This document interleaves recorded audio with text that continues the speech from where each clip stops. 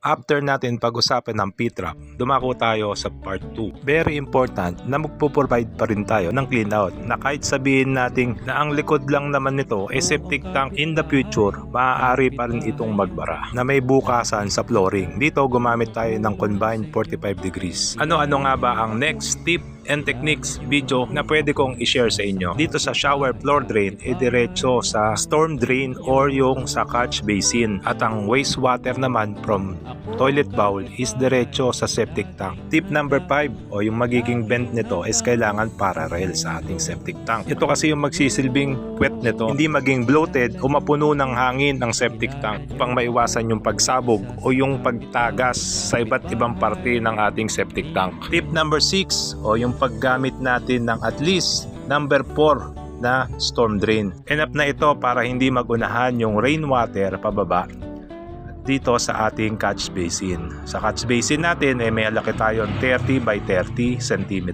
Mas safe pa rin kasi ang gumamit ng number 4 kasi hindi basta-basta magbabara. O medyo may kamahalan lang ito pero at least safe.